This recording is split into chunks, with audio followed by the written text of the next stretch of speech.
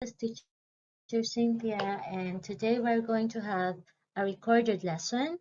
So we're going to finish your activity on pages 36, 37, 39 to 41.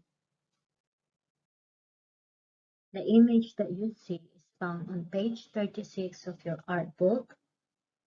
Look at the artwork and answer the questions. So we have 4 questions here. Number 1, this picture uses the complementary colors between blank and blank. As you observe on the picture on the left side, they use red and green. So you can write down red and green. Number 2, what is the subject of the picture? The subject of the picture are the 3 trees. So I will write down the 3 trees. Number 3, what do you feel when you look at this picture? The answer might vary from one person to another. Some might say, I feel cool because of the green color. Some might say, I feel hot or angry because of the red color. For Teacher Cynthia, I feel excited when I look at this picture. So I will write, I feel excited. Number 4, what name would you give this picture? The answer might vary from one person to another as well, so it depends on you. I will write down the trees.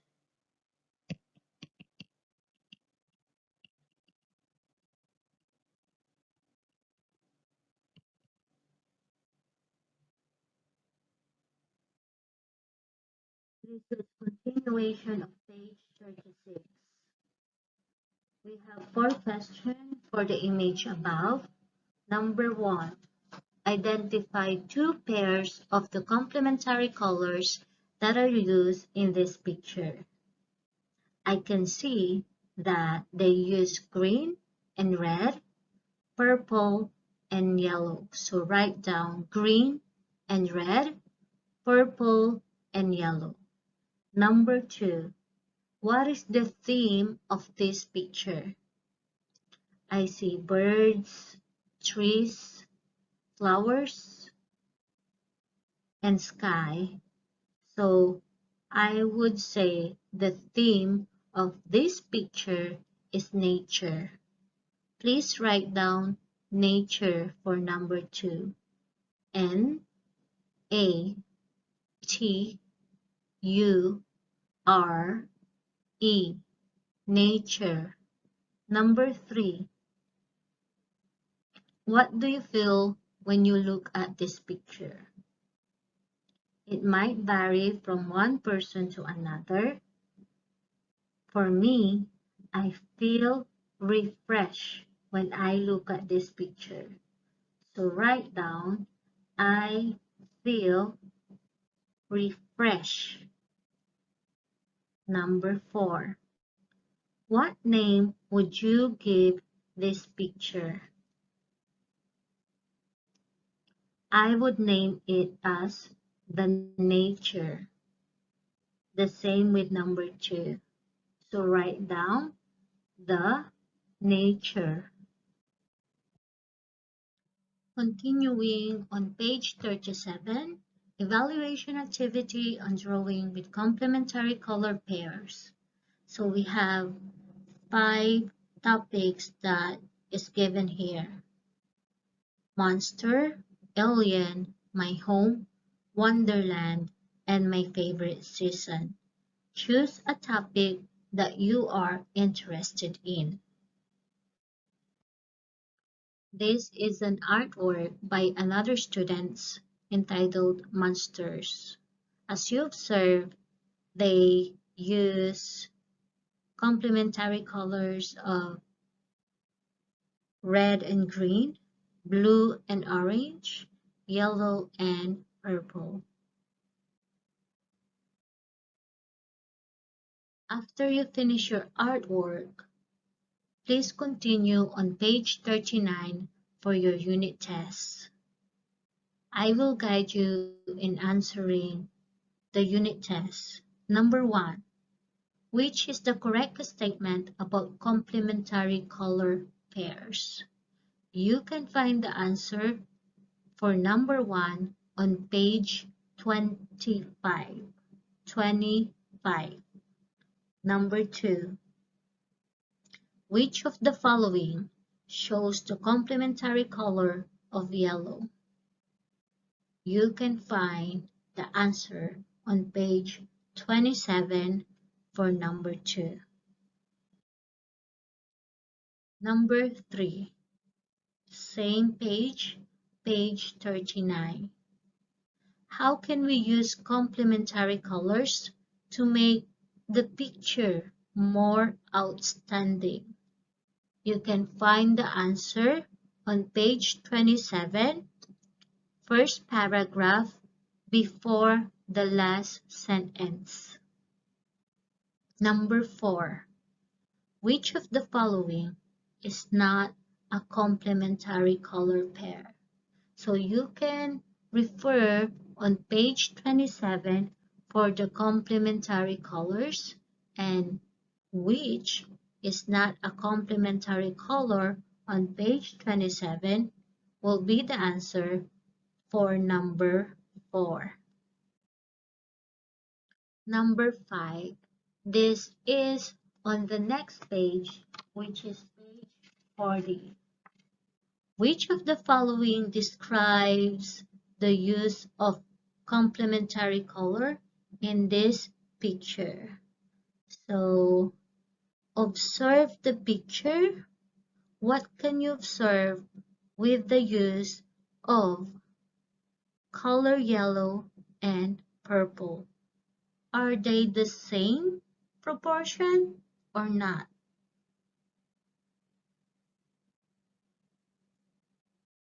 Number 6.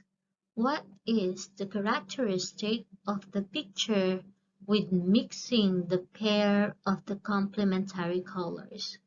You can refer on page 33 for your answer on number 6. Number 7. How can you reduce the color contrast if you want to paint a picture of flowers by using complementary colors? For number 7, you can refer to page 34. Number 8. From the picture, what complementary color will you use for the body of the bird? If the eyes and the beak are orange, so in simple sentence, in simple words, what is the complementary color of orange for number 8? Number 9. What is the benefit of practicing paint with complementary colors? How can you benefit in practicing painting with complementary colors?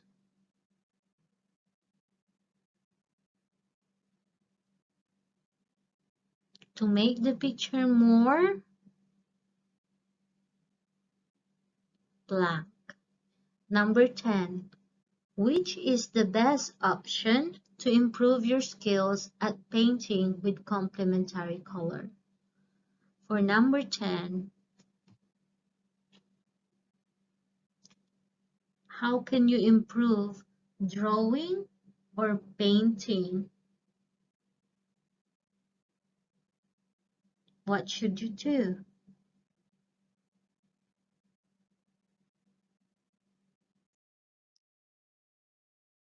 All right, if you're finished with your unit test and your artwork, you can send it to the Google Classroom, and you can continue watching the video for our next topic, which is 3D shapes or three-dimensional shapes. So we will end it here after this video. this lesson ends. So goodbye and see you next time.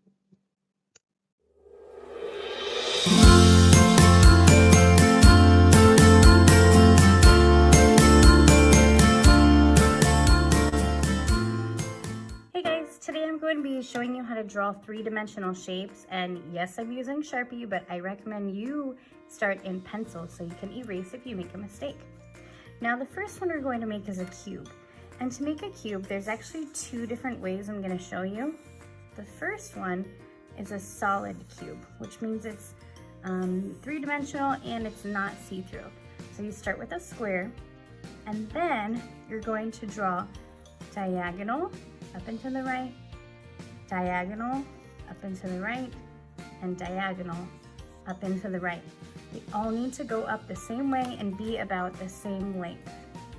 Then I'm going to go from here to here, make sure it's perfectly horizontal, and if I need to match my lines up, that's okay. And this one is going to be perfectly vertical, straight up and down. And there I have my cube. Now the other way is you're going to start out with a square, just like the first one. And then you're going to go up a little and over a little, and you're going to draw another square. So then up and to the right, making sure it's about the same size. And then you're going to connect from this corner to this corner, this one to this one, here to here, and here to here. So this one is a transparent cube, and this one is a solid cube. Next, we're going to draw a cone. A cone starts off with a capital A or the top of a triangle. And to make the bottom of a solid cone, you simply make a big smile line that's curved and meets from one edge to the other. If you wanted to make it so that you can see the opening or a transparent cone, you would start with capital A again. And at the bottom, you would actually draw an oval that connects from one side to the other. Okay, this is like an ice cream cone that's tipped upside down. If I turn it, it looks like an ice cream cone. Next, we're going to draw a pyramid. So a pyramid starts off with a triangle, a full triangle. Then, this one's actually pretty simple. You do a diagonal up, just like with the cube, and you connect from the top to that line. Now, if you wanted to add lines to it, like the pyramids of Egypt, you would draw horizontal lines that go straight across.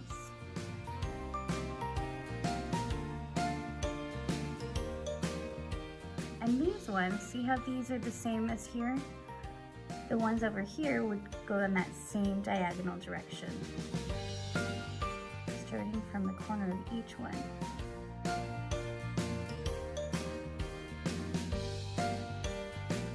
Just like that. Next, we're going to draw a cylinder. I'm going to show you two different ways. The first way is to start off with an oval.